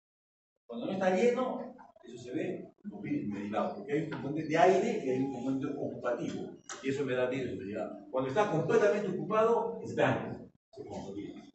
Entonces, yo veo así, vidrio esmerilado, ¿eh? Como acá. Esta es la neumonitis por hipersensibilidad, vidrio esmerilado, con zonas de mayor y menor atenuación, una descamativa, como un pulmón sucio en los pacientes fumadores, un pulmón sucio, ¿no? Hay como un vidrio acá, paciente que fume, descamativa. Eso es vidrio esmerilado, o esto que vimos en el COVID, estos parchados, difusos, pacientes con COVID. La consolidación, blanco, ya no miro nada. Ya no puedo ver las estructuras del lóbulo secundario. Entonces, quiere decir que el alveolo está ocupado en su totalidad. Entonces, acá, por ejemplo, veo una opacidad de consolidación. Cuando vean esto, estas consolidaciones heterogéneas, porque no estoy no hay broncograma, es heterogéneo, y esto se llama el halo invertido. Blanco acá y negro en el centro. Que se llama alumno. Ese es un signo de no neumonía organizática. Consolidaciones heterogéneas, pues el radiólogo debería poner se ve opacidad y aumento de la atenuación del tipo de consolidación heterogénea, algunos con signo del halo invertido. Así decía el informe. No poner opacidades, que es como neumonía. No dice nada, ¿no? O estas que son consolidaciones, y acá pueden ver un grupo de hambre. Pero lo importante es que ya hay la consolidación es esto, y se va a ver así en la tomografía. Yo ya no puedo ver nada del lóbulo secundario, a diferencia, como sí podía ver en el vidrio esmerilado. ¿Ya? Muy bien. Y el crazy paving es una sumatoria de, como ven acá, engrosamiento septal con vidrio esmerilado. ¿Ya? El crazy paving se ve en pocas enfermedades. La enfermedad infecciosa que se puede ver es en neumocitis cerevisiae, los pacientes con VIH. Con VIH, si tienen crazy paving, no es tuberculosis, es neumocitis cerevisiae. Los pacientes que tienen cardiomegalia, congestión pulmonar, edema. Si hay una masa, como en este caso, y es asimétrico, cáncer, ¿no? Y cuando es difuso, como esto, proteinosis celular, neumonía de hipersensibilidad o neumonía linfoidea. La más común de estas enfermedades raras, las tres que he nombrado son raras, o sea, la neumonía linfoidea y la proteinosis alveolar. Entonces, estas tienen un patrón de crazy paving puro, lo pueden ver acá, de engrosamiento, o virus nebulado, No hay cardiomegalia, no hay lesión, no hay VIH. Entonces, se considera como un paciente con una tuberosis. El efecto es el que el macrófago no depura el surfactante. Entonces se acumula y el surfactante, de alguna manera, los linfáticos tratan de sacarlo por los componentes intracapitulares. Por eso que se ve engrosamiento cetal, y como está ocupado parcialmente el alveolo, se ve diluminado y da esa apariencia de baldosa. ¿Ya? Usan con DHL bastante elevada. ¿Ya? Entonces, estos son los patrones que se ven. Los otros son los nódulos, ¿no? Los nódulos, recuerden que el ovulillo tiene un componente bronquiolar y en el bronquiolo se puede ver los signos de la vía aérea, signos directos como los nódulos, perdón, como las bronquiolestasis, que es la dilatación de los bronquiolos. Bronquiolestasis es dilatación de los bronquiolos, por un componente generalmente fibrótico alemán. Entonces, la bronquiolestasis es una representación de enfermedad de la vía aérea pequeña. Es donde empieza el óvulo secundario. Y lo otro son los nódulos, ¿no? Están ocupados. Los nódulos, más o menos acá se resume todo, ¿no? Cuando uno habla de nódulos, dice nódulos centrolobularios, están en centro de lobulillo, de tipo randomizado, o sea, puede estar un nódulo. Ejemplo, T biliar. La T biliar, como se distribuye por la sangre, eso es todo, pero como se ve con nódulos centrolobulares randomizados y mal definidos. No se definen bien, son como virus iluminados. Entonces, la sangre, la inflamación de los vasos, en lo que te da esa imagen, no tan definida. En cambio, cuando veo nódulos centrolobulares tipo árbol en brote, esto es árbol en brote, como yemas. ¿Qué significa eso? Que está chorreando secreción por los bronquiolos. Entonces, cada vez es un bronquiolo, otro bronquiolo. Entonces, eso es infección, generalmente. Y en nuestro medio, tuberculosis. Y si vemos, y es signo de activa. ¿Ya? Tuberculosis, infección. Lo más común es tuberculosis. Pero no es exclusivo, puede haber otro tipo de infección. Pero generalmente es infección. O componente interlobular. Son tres enfermedades, ¿no? El perilinfático. Monoponiosis, alcoholidosis y cáncer. Entonces, esa es la forma que se tiene que ver, que describir los nódulos. Centrolobulares, bien definidos, mal definidos, a nuestro medio tipo árbol en brote, o con componente interlobular. ¿No? Muy bien. Y es así como se ven los nódulos, ¿no? Este, por ejemplo, es un árbol en brote, que son como la secreción va chorreando por acá, y nos da esa forma de árbol en brote. O cuando está enfermo, por ejemplo, solamente la arteria, se da este tipo de desmerilado. Solamente para decirles, ¿no? Acá lo que tienen que ver es esto, ¿no? Los perilinfáticos son sarcoidosis, silicosis o cáncer, ¿no? Que cuando son de distribución, randomizados, pueden ser, o sea, dentro pueden ser infecciones o cáncer, ¿no? Y los centrolobulares ya les he mencionado. Ven aquí, por ejemplo, vemos nódulos, esto se llama signo de rosario, son nódulos, ¿no? No como acá también, estos nodulillos, ¿no? Y tiene ganglios, cuando hay ganglios, estos son nódulos mal definidos, como no se ve en la neumonía de hipersensibilidad. Esto es una silicosis, antecedente, calcio, canelibrio, adenopatías, nódulos perilinfáticos y sobre todo en la exposición, ¿no? Acá estos son tipo árbol en brote, como se puede ver ahí, ¿ve? Estos nódulos con una yemación, árbol en brote, muy sugestivo de tuberculosis, ¿no? Igual, son árbol en brote. Entonces, nódulos centrales bien definidos, infecciones, bien definidos. ¿Por qué? Porque los miro bien, los miro. En cambio, esto, ahí lo miran bien, no. Es como un moteado, ¿no? Entonces, neumonía de hipersensibilidad a la cabeza, ¿no? Esto es para repetir un poco lo que ya hemos visto de analítica, los estudios en cuanto a imágenes.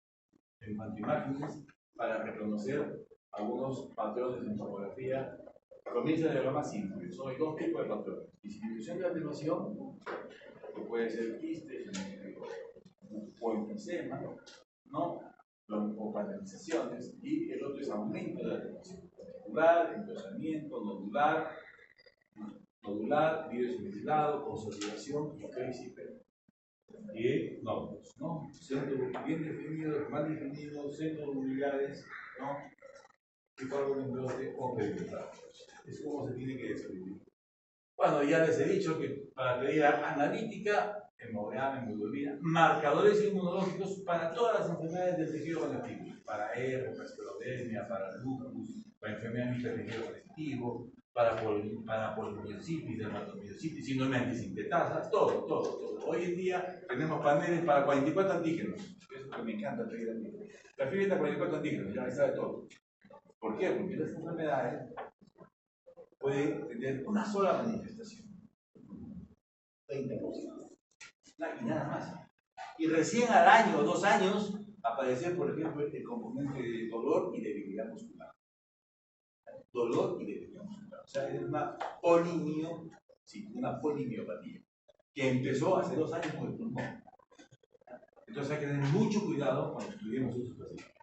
Y no catalogar a uno como idiopático cuando enfermedad tiene una enfermedad del colágeno dentro. Muy bien, entonces, los aspectos funcionales.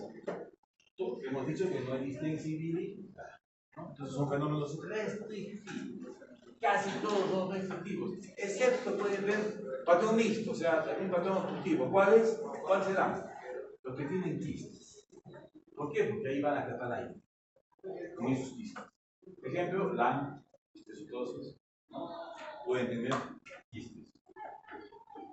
Muy bien, haga una hipoxemia, inicialmente con una calosis respiratoria, y cuando ya es muy crónico y muy terminal, comenzará a aparecer una hipercardia. Y todos van a tener disminución de la capacidad de difusión del monóxido de carbono. Pero la DLCO es una prueba que se hace en la cual se mide la transferencia de monóxido de carbono a través de los alveolos.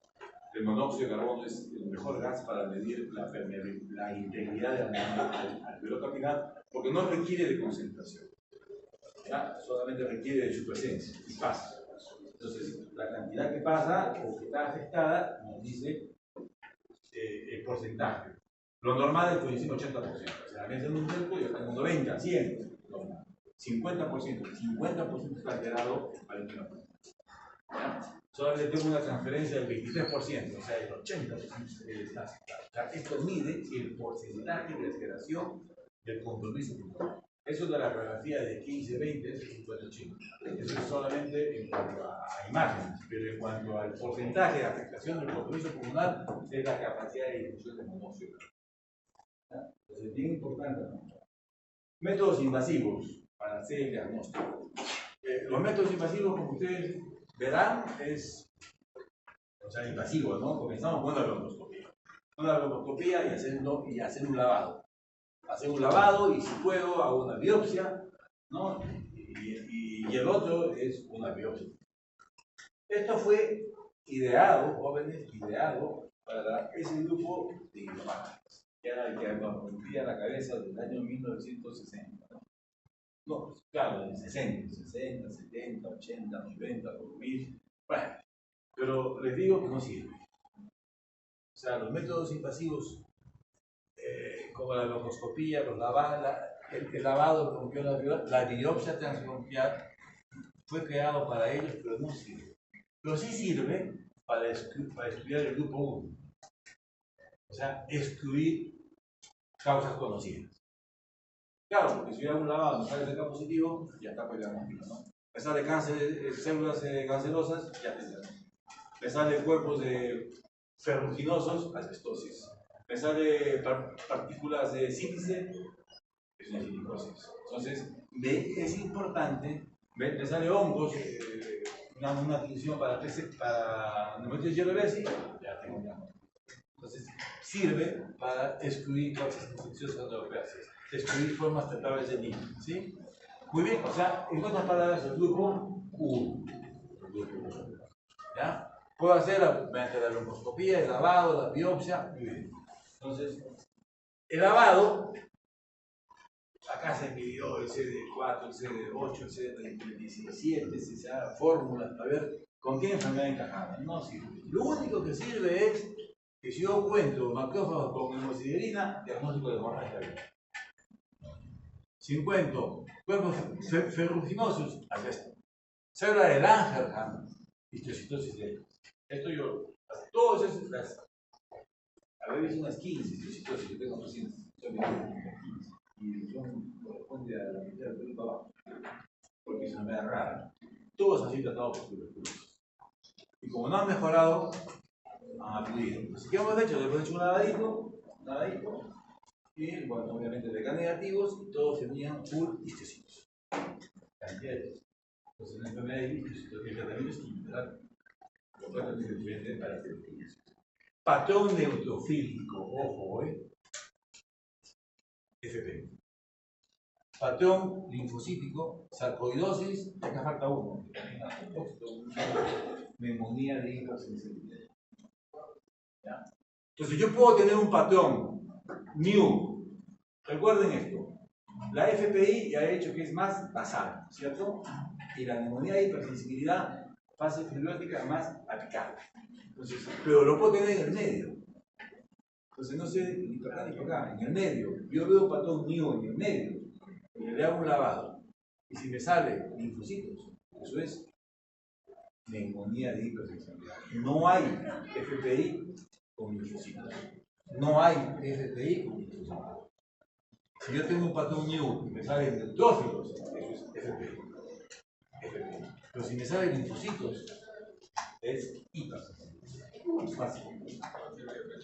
La neumonía de hipersensibilidad, hago un paréntesis, es una enfermedad común en la cual tiene 3 etapas. Ojo lo que voy a decir. Tiene 3 etapas. Una etapa aguda, que puede empezar con ustedes. Se van de excursión, se meten a una cueva, hay mucho turismo de aventura, hay cuevas hermosas, muy bonitas. Ahí hay mucho hongo, mucho murciélago, hay excremento, entonces entran, regresan y les dan una bronquitis.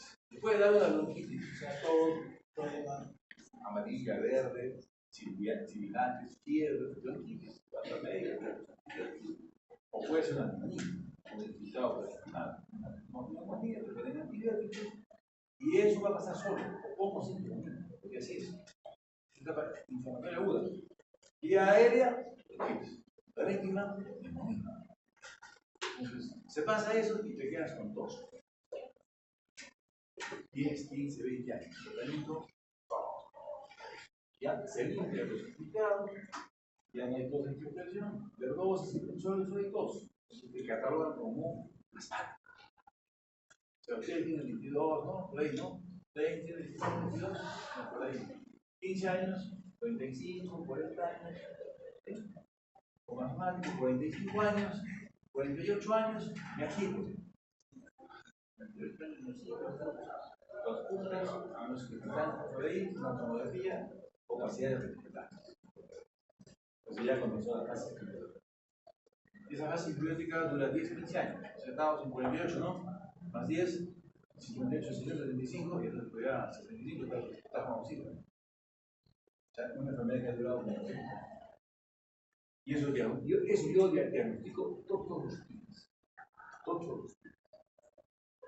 De una cara al consultorio, parte de uno de esos. Y hago la historia y comienza así. Comenzó una neumonía cuando era joven, a los 25 años, luego se quedó como asmático, con tos, o 7, 8 gripes al año, y así vivía, con inhaladores, y ya está con fibrosis. Eso es como diagnóstico. 3 etapas: aguda, subaguda y la crónica. La crónica es esta, que va con linfocitos que tiene un patrón new, pero con presentación más aplicada. Los antígenos entraron por la vía aérea, por eso que se va más aplicado. ¿Ya? Y la etapa subaguda, ¿cuál es? Tos, como un síntoma de hiperactividad. ¿Y cuál es el diagnóstico? Hay dos espaciales. La placa de todas es normal, normalita. La tomografía nos puede dar nódulos mal definidos, nódulos mal definidos, que solo se ve en tomografía, y hay una más, que también al propósito no lo puesto, que es la tomografía en expiración. O sea, toma aire, sale normal. Y todas las tomografías que toman, aguanta el aire, hay una grabadora ahí que dice respire, aguante, respire normal. Te toman en expiración normal. Te tiene que tomar en expiración. O sea, botas el aire y ahí te tomas. Y ahí sale un patrón de mosaico. Por ahí vamos a ver una tomografía, patrón de mosaico. Esa es la forma de hacer el diagnóstico de la fase aguda. Y la fase aguda pasa con una bronquitis. ¿Ya? Esas son las etapas de la neumonía de hipersensibilidad. Muy bien, vamos entonces. Sí, sí. ¿Sabes que los COVID con la condición de neumonía de hipersensibilidad?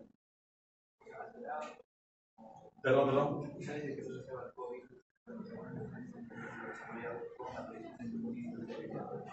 No, o sea, todo lo que pasó con el COVID pasa en el pulmón antes se puede. El COVID te puede dar un patrón de no, un patrón de niño, un patrón de humo. Sí, claro. O sea, yo tengo pacientes que post-COVID patrón de humo, es un patrón de humo. No es FPI. Es un patrón de humo secundario. O patrón no. Eso responde bien al post-COVID. Patrón de hipersensibilidad, no. Claro, eso es no, se queda con una hiperactividad mundial. Sí, claro, es una de las grandes secuelas que se ha quedado el COVID. Muy bien, la biopsia, lo que ya había mencionado, la transbronquial rentable para enfermedades difusas, grupo 1 y grupo 4. Amiloidosis, no rentable para las idiopáticas, para las que fue creado. Hicieron unos agujitas, algunos colegas, biopsia, ¿saben lo que es transbronquial? Transbronquial, claro, este es el bronquio, como que perfora el bronquio, no. Y perforar los bronquios es un neumomiastino que se mueve. Además, la pinza no puede perforar, es grueso, es plástico. La transbronquial es, uno mete una pinza hasta el fondo, hasta la parte distal. Entonces tome aire, el paciente aire, respira, entonces se abre un bronquiolo distal, se abre, entonces hay una pinza larguita, entonces tú muerdes acá y este es el bronquiolo y acá está adentro. Eso se llama transbronquial.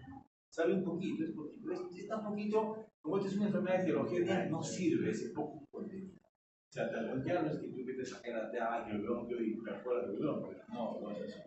El otro día me decía un colega que su mamá tiene un tumor en el bronquio por fuera. Me decía, pero anda tú la transbronquial. Tú haces buenas transbronquiales. Ya la transbronquial se hace, pero es el parénquima distal. Tan distal, cuando ya los bronquiolos se van diferenciando, se van dividiendo y lo que queda entre uno y otro hay un poco de parénquima. Entonces ahí toca. ¿Ya? Pero no sirve para esta idiopática. ¿Por qué? Porque es poco el material. Estas enfermedades, como han visto, es más arriba, más abajo, es heterogéneo. Entonces, si cojo una zona que está casi sana, me va a decir que está normal. ¿Sí? Entonces, por eso que no sirve para las idiopáticas. La biopsia que se recomienda es la criobiopsia. La criobiopsia es una sonda de frío que salen unas biopsias como si fuera un esportivo del parénquima. Esas son las que se recomiendan. ¿Ya? Muy bien. Muy bien. Y con eso, incluso esto es lo que se recomienda hoy en día. No se recomienda la biopsia en todas las personas. Si no tienes criobiopsia, se puede hacer una videoterapia. La biopsia a cielo abierto, o sea, con el pulmón así de acá hasta acá como un conejo, no, porque estas enfermedades se pueden exacerbar. Luego vamos a ver una complicación que se llama la exacerbación. Entonces, manipularlo al pulmón lo puede exacerbar y puede tener más problemas que beneficios. Entonces, si vamos a ver una biopsia, la ideal es una videobiopsia. Eso es lo que tienen los consensos. Si no lo tienes, una videoterapia. Y si no la tienes, piensa mucho en hacer una biopsia. Llama a alguien que sepa sobre el pulmón, llama a un neumólogo que sepa sobre el pulmón, llama a un radiólogo que sepa sobre el pulmón, y ellos tomen la decisión. Y te pueden decir, no, eso es un patrón INE, de repente ni el patólogo va a saber diferenciarlo. ¿Por qué? Porque le están mandando el otro a ciegas para sacar un pedazo donde de repente hay más componente inflamatorio y acá está más el componente fibrótico. son enfermedades heterogéneas, o sea, no es difuso completamente, todo es igual, lo que pasa acá, lo que pasa arriba, en el medio o abajo. Por eso que no se recomienda. Se recomienda en todo caso la biopsia, porque puede hacer varias. De acá, de acá, de acá, de acá, de acá. Entonces mando 7, 8 pedazos. ¿Sí? El cirujano no puede, no va a cerrar los dos pulmones, ¿no? Entonces, muy bien. Muy bien, jóvenes. Eso es en forma difusa. Ahora vamos a ver sobre esta, la más común, la fibrosis pulmonar idiopática. ¿Ya? Este es el consenso, comenzó en 2010, pero hay un consenso de 2020, de 2011, de 2022, ALATA, TS, RS, no sabe, y este es, ya básicamente les he dicho, una enfermedad progresiva, reversible, más de 50 años, la peor de todas, no hay componente inflamatorio, hay daño inicial, daño de la glándula basal, fibroproliferación y fibrosis. Ojo con esto, es el patrón New, como ya saben, ¿no? Pero se puede ver en fibrosis pulmonar idiopática, AR, esclerodermia y neumonía de hipersensibilidad fibrosa. Entonces, antes era exclusiva del FPI, hoy no. Se ha visto que también se ve esa enfermedad de depresión conectivo y en esa fase de neumonía de hipersensibilidad fibrótica. En un lavadito bota linfo, a diferencia del FPI que bota neutrófico. Entonces, pregunta examen. Hallazgos típicos en TACAR evitan la biopsia pulmonar, ojo con eso. Hallazgos típicos evitan la biopsia. Pero típicos es de alguien que sepa ver, ¿no? No va a ser típico de alguien que no sepa ver. A eso se refiere, ojo, ¿no? No es que el doctor dice que es el FPI, pero eso no es el FPI, no. Es de alguien que sepa ver, ¿ya? Entonces, esta es una enfermedad, voy a pasar rápido esto, biopsia conocida, solo afecta el pulmón, ¿ya? Es una enfermedad que aumenta con la edad, tiene que ver la senescencia, 2 a 3 años algunos de vida, otros pueden vivir un poco más, hay fenotipos. Miren la mortalidad de esta enfermedad, su mortalidad. Todo esto son cánceres. Y este es otro cáncer de pulmón, o sea, y este es el de páncreas, que son los más malos. Tiene una sobrevida que se pelea con el cáncer de pulmón y con el cáncer de páncreas. Después, todos los demás cánceres son mejores. O sea, que tener esta enfermedad es cáncer, o sea, es de mal pronóstico. ¿No? El paciente dice, felizmente no tengo cáncer. Yo le digo, el cáncer no tiene una igual o peor, ¿no? Mire, con el cáncer pulmón casi se pelean, casi van iguales. ¿Ya? Bueno, vamos a pasar ya a estos consensos. Este fue el famoso paper del 2001, ¿no? O sea, estamos ya por encima del 2000, ¿no? Donde se hablaba de esta famosa fisiopatología, con inflamación, injuria, fibrosis, ¿no? Y luego eso se ha visto que no es así. ¿Por qué? Porque ahí vino el estudio Panther ese, ¿no? El rol de la aspiración crónica, cómo la aspiración crónica puede estimular, ¿no? Para la fibroproliferación. Eso lo voy a mencionar nada más. El reflujo lo puede dar, como puede la infección viral, el tabaquismo, la predisposición genética que medie la senescencia inmunológica. Dice que los que tienen ganas tienen teloperasis cortas y son más predispuestos a estas enfermedades. Una de ellas dice que no puede reparar los melanocitos. Por eso que sale que pierden melanocitos, ya no hay, se altera ese DNA y se altera. ¿No? Pues esos que son canosos a los 30, 40 años, ojo, no pueden tener este grupo de enfermedades de teloperasis cortas. ¿Ya? Entonces esto altera macrófagos, neutrófilos, el daño epitelial, la fibroproliferación, los miofibroblastos. Esto ya les he mencionado, la teoría, está bien claro acá, injuria, fibroproliferación, depósito, o sea, no hay inflamación. Son los miofibroblastos, los cuales, los más importantes que van a, por los factores de transformación de ellos, nos va a ir a este depósito anormal de fibroblastos. Y eso es básicamente lo mismo, entonces eso lo dejo ahí, cómo se altera la reparación tisular, no hay inflamación, ¿no? Criterios diagnósticos, excluir otras causas de enfermedad difusa, ¿no? Sobre todo las ambientales, las drogas, hipersensibilidad, colágeno, patrón de UIP en la tomografía, ¿ya?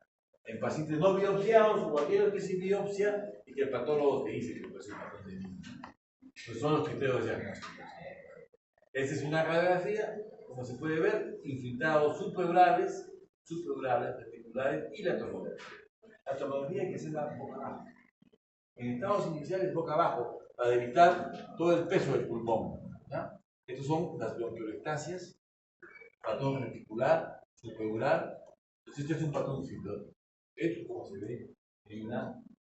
O acá, esto ya no es bronquiolectasia, esto es panalización. Muy típico de panalización, más subpleural, más abajo, ¿no? Respeta un poco los ápices. La neumonía hipersensibilidad fibrosítica es al revés. Esto se ve más acá y acá abajo está más limpio. Y el lavado es con linfocitos, la neumonía de hipersensibilidad. Este es el patrón de neumonía usual. ¿Ya? Este es el patrón new, reticular, bronquiolestasias, panalización y acá una franca panalización. Entonces es el patrón new, lo tienen clarito. Probable new. ¿Qué significa probable new? Que le falta la panalización. Hay reticular y hay bronquiolestasias de tracción. Le falta la panalización y no hay vidrio cementado. Ese es probable. Igual, probable new, bronquiolestasias, no, probable new. Indeterminado, solo veo reticular. No hay bronquiolestasias, no hay panal. Solo veo reticular, ven acá, esto es muy bonito. Reticular, como rayas, pero no veo el bronquiolo dilatado, no veo panal. Pero tampoco veo vidrio dilatado. O sea, no veo patrón inflamatorio, veo patrón fibrótico. Recuerden, patrón fibrótico es reticular, bronquiolestasias y panal. Acá solo veo reticular, entonces indeterminado. ¿No? Y diagnóstico alternativo, quistes. Quistes, eso no es mío, Quistes, no es, o sea, estos quistes acá, en la parte anterior, no es mío. ¿No? Nódulos, vidrio esmerilado. Busco otro diagnóstico. ¿Qué pasa? Esto acá me pone el radiólogo acá, patrón new, compatible con FPI todavía. ¿No? Entonces, no, esto no es, acá hay mucho vidrio esmerilado. ¿No? Y es diferente a lo igual, diagnóstico alternativo, ¿no? O sea, hay patrón de vidrio esmerilado y no es, la pleura está limpia, en el NEW por FPI siempre se pega la pleura. O sea, las bronquiectasias, la panalización está pegada a la pleura. Acá está en la parte anterior. Cuando está en la parte anterior, este componente generalmente es enfermedad anterior. Muy bien. El usual, nuevamente, ese es el diagnóstico, este es la FPI, la radiografía, subpleural, basal, la panalización, reticular. Es el diagnóstico definitivo. Igual ahí tenemos, ¿cuál es lo más importante? La bronquiolestasias por tracción y la panalización. Panalización porque esto lo hace definitivo. Y esto lo hace, si este falta, esto lo pone como probable. Y si no hay los dos, indiferencia. Y así es como, ¿no? El patrón de UIP ya está, probable, indeterminado, y el otro busca otro diagnóstico, el alternativo, vidrio esmerilado, quistes, nódulo, eso no es patrón. ¿Ya? Recuerden esto, entonces cuando se hacen los estudios, las biopsias con la tomografía, cuando es probable y definitivo, la biopsia también te dice que es el FPI. Por eso que el probable tampoco se hace biopsia. O sea, el patrón definitivo y el probable no se hace biopsia. ¿Ya? Y al probable, recién, a partir desde hace 2 años, no se recomienda el biopsia. Si eso lo leen expertos, dicen es probable. ¿Ya? ¿Qué es probable? Que falta panalización. Entonces, se le tiene miedo a la biopsia porque estos pacientes pueden exacerbar y se mueren en esa exacerbación. ¿Ah? Entonces, el probable no se hace biopsia. Muy bien. Eso es para que tengan una idea de la importancia. O sea, porque a veces, cuando empezamos esto, nosotros, cuando yo empezaba a manejar estas enfermedades, el patólogo era el que mandaba. Hacíamos la biopsia, bueno, mandaba, decía que sí, no, decía, pero nosotros nos quedábamos con la duda, no, esto es FPI, y en verdad, es iba como que. Y eso es en el mundo. Hoy en día el patólogo ya lo hemos votado los comités. El comité, ya no entra el patólogo. Solo está el neumólogo, el radiólogo y el dermatólogo. Es el comité ejecutivo. El patólogo ya se le hace cabo porque perturba. El comité puede decir que vaya a biopsia, pero ya no se le mete al comité a tomar decisiones. Claro, porque él siempre quería tener el diagnóstico, pero tiene el diagnóstico de una parte del cuerpo, no de todo ¿ya? Muy bien, miren jóvenes, estos fenotipos. Hay gente que se muere al año, 2 años, y otros que pueden vivir 10 años. El acelerador, el lento, y acá viene un quiebre, que es la exacerbación. Entonces, yo tengo pacientes, tengo dos tipos, ¿no? Uno dice que es una maravilla, mi papá vivo 10 años. Es la enfermedad. Y otro dice, bueno, se vivió en 2 años, y se muere en 2 años. La historia es típica. Gente mayor, tienen varios colegas, profesores míos, acabados, se han jubilado, le hemos hecho su fiesta, hemos bailado, hemos tomado, sanos. Se han ido a ver a sus hijos, de Argentina, de Brasil, de Europa, de Estados Unidos, muchos son hijos médicos, ya jubilados, se han ido 6 meses, y regresan. Me dicen, ¿qué pasa? Me he ido, hemos estado en la fiesta, en la despedida, todo bien, ¿no? Tengo una tos hace 3 meses. 3 meses. Pues hay un aspecto. Tomografía reticular. Examen de sangre, todo negativo. Comienzan a bajar peso. Salística, 3 meses. Ya no subo el segundo piso. Pasan 3 meses más. Sí, 2 años se muere. Bueno, pero no, mi padre se estaba atrás, hemos estado paseando. Que estaba despedida. Entonces, así, 2 años, así, es del libro, ¿sabes? Hasta 2 años. Ese es el acelerador grande, una progresión grande. Y hay otros que pueden estar hasta 10 años, ¿no? Cuando hay capaz. Y hay un fenotipo, ¿eh? Enfisema más ese es el que peor le va. Si un paciente, así como tú, hay unos fumadores que hacen mejor, mientras que lo hace más enfisema, hay un grupo que hace fibropatrón. Ese es terrible, le va muy mal. ¿Ya? Le va muy mal. Muy bien, entonces solamente acá quiero verles lo que les decía, ¿no? Si yo tengo un paciente con sospecha de PIT, ¿no? Entonces, ¿qué tengo que hacer? Ver la tomografía. Si la tomografía me dice que es un patrón new, entonces mandarlo al comité disciplinario. Y en el comité disciplinario lo que decía nuestro patrón, el neumólogo, el radiólogo y el traumatólogo. ¿Por qué tenemos que decir si es new? ¿Por qué vamos a ir a un comité? Realmente para ver si estamos, si es patrón new, porque no va a ser un no que le dicen que es new. ¿Qué es lo que pasa en la práctica? Muchos radiólogos todavía no conocen. Los nuevos radiólogos, los nuevos jóvenes que están formando, ya saben que no es, pero los antiguos no. Yo he aprendido esto, a mí no me han enseñado, o sea, yo he visto en mi familia, porque la tomografía de alta resolución llegó en mi familia. Entonces, acá ya se decide, ¿no? Si es un patrón new, entonces, si es un patrón new, de frente se dice que es FPI. Si se dice que no, que es un indeterminado u otro diagnóstico, el comité puede decir, es un lavado. De repente, neumonía de hipersensibilidad más antibiótico.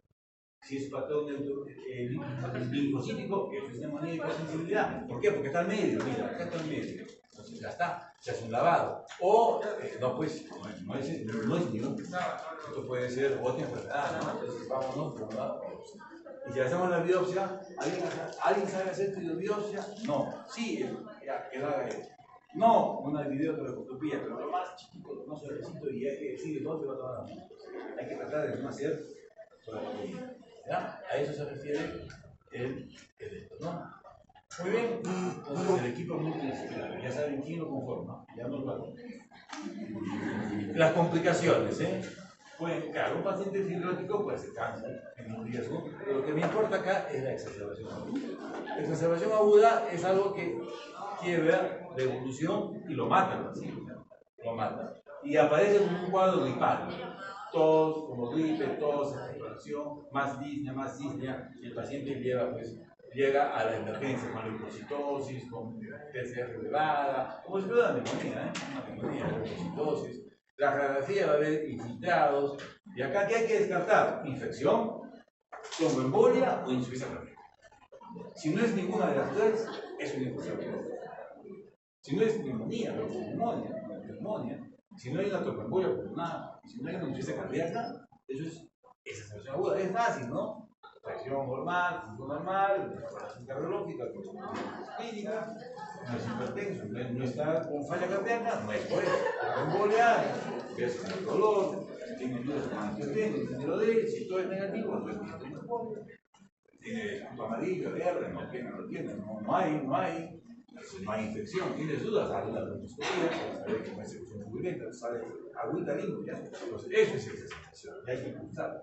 Si no, se muere. ¿Ya? Esta es la tomografía del paciente, la reticular, supraural, ¿no? Con unas bronquiolistasias, o sea, es un probable niño. Es un probable niño. Entonces, si es un probable niño, entonces el paciente de repente, mide más y mide la tomografía. Aparece full virus. ¿Ya? Entonces la pregunta es bronconeumonía? ¿Es embolia pulmonar? Así no es embolia. ¿Está congestivo? No, entonces no hay que hacer así. Y hay que pulsar. Aquí la insulina, la familia, si no se muere. Hay que diferenciarlo del acelerado que ya le dije, que se vive 2 años, ¿no? Y el tratamiento, bueno, el tratamiento es de estos pacientes, básicamente no existe drogas antiinflamatorias, solamente son drogas antifibrosas. Y comorbilidades. Si hay reflujo, el reflujo, porque eso nada más tos, y el reflujo puede exacerbar. Si fuma, no fume. Vacunas contra el neumococo, influenza, contra el coronavirus, virus similar respiratorio, sin similar respiratorio, está golpeando en América, en Estados Unidos, acá también, sus vacunas, el reflujo, la tos es una desgracia, sintomático para todos, corticoides de segunda línea, y tercera línea, talidomida. Hay pacientes que se fracturan las costillas, se fracturan, ¿no? La talidomida, oxígeno, o sea, todas las comorbilidades, y prepararlo con unas clases. Se hace trasplante en el país, y si tiene menos de 60 años, donde tiene severas comorbilidades. Este es el estudio que apareció para la N-acetilcisteína, ¿no? Que mejoraba un poco este es el famoso estudio Panther, acetilopina, acetilcisteína con pirfenidona, como antifibriótico. Esto fue mal porque se daba dos inmunosupresores, acetilopina y corticoides. La pirfenidona, esto va a pasar rápido, es un antifibriótico. Estos antifibrióticos no son a mala gente, no van a mejorar el curso de la enfermedad. Puede el curso del pronóstico, se ha visto que pueden mejorar los síntomas y prevenir la exacerbación. Eso sí. Y funciona un poquito mejor cuando tienen un patrón mu o fibriótico asociado a una enfermedad autoinmune. Un poquito mejor. La pirfenidona, luego este es el estudio que se hizo, luego son estudios sobre la pirfenidona, se los voy a dejar ahí, estudio Capacity 1, Capacity 2, bueno, y luego viene el nintedanib, que es un inhibidor de tirosina quinasa, nintedanib.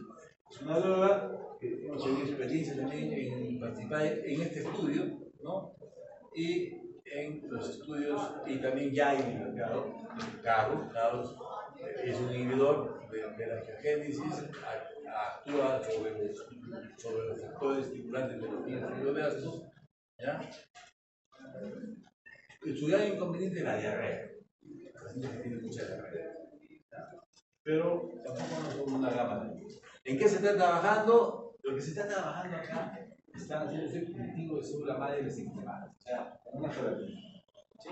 Se cultivan neumocitos, con células mesenquimatosas, y cuando se hace el trasplante, se ha hecho en ratas, se sacan el fibriótico, lo meten en la sustancia de la fibrosis como un ácido, y todo se libera.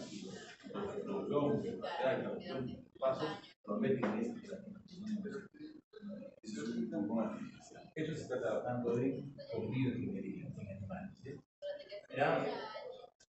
Nuevos fármacos antifibrióticos, estudios. La pexantina no dio resultados, solamente. Los antilocutrinos tampoco dio resultados. Los anticuerpos antiinterinas tampoco. El panreumato, yo participé en el estudio 3. Parecía que estaba en el estudio, ¿ya? El ezetimibe, parece tener, en un año sabe los resultados inmediatos.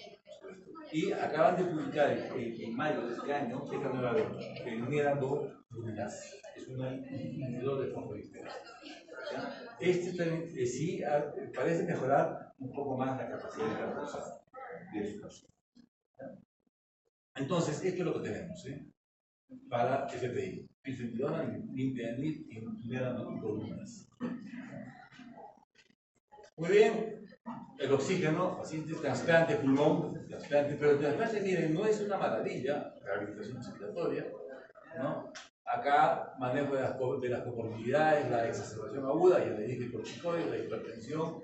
Si hay mucha hipertensión, drogas como el sildenafilo, el reflujo, la tos, la talidomida, la disnea, oxígeno, ¿no?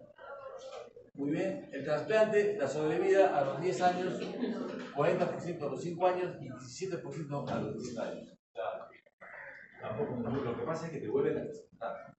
En Estados Unidos, 55 años te da, te trasplantan. 10 años, 65 te trasplantan. Si ya 65, 80, ya te trasplantan, ya 30 años más de vida. De 50 a 80. ¿No? Acá te mueves a los 55 y se parece, ¿no? Existe una forma de fibrosis progresiva. Este es un fenotipo de los pacientes fibróticos que se puede ver en la anemia fibrótica, sobre todo cuando va a enfermedad de tejido conectivo, neumonía de hipersensibilidad fibrótica o el FPI. Cuando cae la capacidad vital más de 5% y el DEL con más de 10%. Y hay progresión de las lesiones en la tomografía y progresión. Esta es una indicación para terapia anticoagulante, de la que he mencionado, ¿no? Pirfenidona, nintedanib o ¿no? Algunas palabritas sobre el patrón NINE. El patrón NINE, como pueden ver, patrón de virus mediado. No se pega acá, puede haber articular, bronquiectasis, pero no se pega. Es el patrón NINE, inflamatorio con virus feruzado, diferente al NINE, ¿no? Diferente al NINE. Asociado a tabaco, miren, la bronquiolitis, como se ve, pulmón sucio, ¿no? Un pulmón sucio, con virus mediado y nódulos mal definidos. El NIN parecido pero con parches, ¿no? Con parches, fumadores. El NOC se puede presentar en esta forma difusa. Esto es el signo del labio invertido. Esto es típico de NOC. Típico de NOC. Va mucho con enfermedad de tejido conectivo. O a veces viene con una consolidación. Entonces es diagnóstico: neumonía, infarto o cáncer. Neumonía, infarto o cáncer. Se hace una biopsia, el cáncer es no. Se ve una la niña aparece el pulmón blanco, así, con un daño alveolar difuso y es un quiste. El NIL, que se ve como quistes, patrón quístico, quistes pequeñitos, linfoma, Sjögren, VIH. Y esta última, la fibroblastosis, como se ve en el engrosamiento pleural. Un patrón fibrótico, pero con compromiso pleural. Solamente quiero recordarles acá, decirles que estas enfermedades, estos patrones idiopáticos se ven mucho en las enfermedades del tejido conectivo. O en AR, miren, hasta el 45%, 30-50% de las enfermedades del tejido conectivo. Entonces pueden dar patrón NIUM, patrón NINE, patrón NOC y patrón NIN. Estos son los 4 patrones que más se ven en los pacientes con enfermedades del tejido conectivo. Entonces, cuando hay un paciente, el mensaje es el siguiente: cuando vean un paciente con enfermedad difusa, busquen una enfermedad del tejido conectivo. A eso se refiere. Estudien todas las causas, pero dentro de ellas las enfermedades del tejido conectivo, porque la sobrevida es mejor cuando está asociado a un tejido conectivo. No es lo mismo tener una FPI que puede usar antibiótico que es tener un UIP, no UIP, porque es inmunosupresión, es diferente. La artritis reumatoidea puede dar hasta un UIP y NINE, que es lo más común. La esclerodermia igual puede dar un NINE inflamatorio, como pueden ver ahí, y mejora espectacularmente con el tratamiento, ¿no? La esclerosis sistémica igual, un patrón NINE, ¿no? El lupus puede dar una hemorragia, ese es el patrón de hemorragia alveolar, ¿no? Y cómo mejora la puntura, ¿no? Es muy importante. El ES puede dar engrosamiento de la pleura, engrosamiento del pericardio, el pulmón pequeño y mejora la puntura. Los síndromes de antisintetasa, miopatías con patrones de consolidación. Y mejoran muy bien con intervención y cómo se limpia, ¿no? Los síndromes de antisintetasa, ¿no?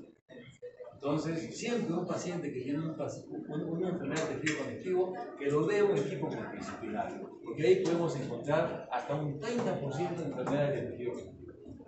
30%. Porque hay síndromes sutiles, ¿no? Hay síndromes como en esclerodermia, una capiloscopía, que no se mira nada, pero con una cierta capiloscopía encuentras estas tortuosidades. Eso es diagnóstico de esclerodermia. Es esclerodermia sin componente de piel, sin esclerodermia. ¿Ya? O los síndromes, o puedes encontrar el esófago dilatado. Cuando yo veo, digo esclerodermia. No se me quita la cabeza, digo, tú tienes esclerodermia. Tienes enfermedad intersticial con esto, es esclerodermia. Todo está negativo, tienes esclerodermia. Así sea un patrón Newman, no digo que es FPI, digo que es esclerodermia. Los síndromes antisintetasa, como ven ahí, las manos en mecánico. Es importante el anti-DMA5. Ojo con esto, un patrón agudo, no unía y que rápidamente progresa y lo lleva a paciente a la muerte. Hay varios anticuerpos que son los paneles, 44 antígenos, todos estos que los miden, los síndromes igual, son síndromes de miopatías atípicas, a veces amiopáticas, sin componente muscular. Entonces, ¿cómo se tiene que estudiar un paciente cuando tiene enfermedad de tejido intersticial y queremos encontrar una enfermedad de tejido conectivo? Hanning al reumatólogo. El reumatólogo te va a ayudar. Vamos a pasar todo esto. Es lo que ya les he mencionado. ¿Hemos visto esto? Cuando un paciente no tiene una enfermedad de tejido conectivo, pero tiene algo de autoinmunidad, algún anticuerpo nuclear positivo. ¿Ya? Tiene eso y tiene un patrón intersticial, puede ser un IPAF. ¿Por qué el IPAF es importante? Porque nuevamente es mejor la sobrevida. Es mejor la sobrevida. ¿Verdad? Cuando tiene un IPAF asociado a autoinmunidad, o sea, tiene un patrón INE, pero no tiene nada de tejido conectivo, pero tiene un ANA positivo. O sea, esto huele a autoinmunidad. Entonces se llama factor IPAF. Enfermedad intersticial asociada a autoinmunidad. Es mejor que sea idiopática. Entonces, el tratamiento de estos pacientes cuando hay una enfermedad de tejido conectivo, inmunosupresor, tipo azathioprina o diclofenac o ciclofenac. Solamente para que tengan idea de lo que se usa. Se puede usar también el rituximab y cuando hay patrón fibrótico se puede asociar a un antifibrótico. Y con esto terminamos. Tenemos un paciente con EPIC, ¿sí? Ya han visto los patrones tomográficos, todo. Entonces, ¿qué nos preguntamos? Causa cono, SIDA. Un lavado bloqueó la alveolar, BK positivo, cáncer. Todo negativo, ¿sí? Todo negativo. ¿Qué hacemos? Enfermedad de tejido conectivo. ¿Sí? Acá ya le pedí lo común: PCR, espermatozoides, citrullinados, LE, ¿no? Todo negativo. Entonces, pero yo digo, yo no me voy por vencido, lo llamo al dermatólogo. Oye, ¿habrá una enfermedad de tejido conectivo? Y me dice sí. Tratamiento inmunosupresor. Me dice no. Yo digo, pero no habrá un IPAF. Acá tengo un ciclo positivo. Nada más. Sí, pues, es un IPAF. Tratamiento inmunosupresor. Si no tiene ningún marcador positivo, nada. Entonces, esto se llama idiopático. Si es idiopático, me tengo que preguntar si es new. ¿Es new o no es new? Al neumólogo, adiós, oye, ¿qué patrón es este? Te va a decir, no es new. Puede ser un NIM, puede ser un NIM. Eso será tratamiento también inmunosupresor. Y si es new, estamos ante una fibrosis pulmonar idiopática. El tratamiento ahí son antifibróticos. Este es el esquema que se tiene que seguir con un paciente con enfermedad de tejido conectivo.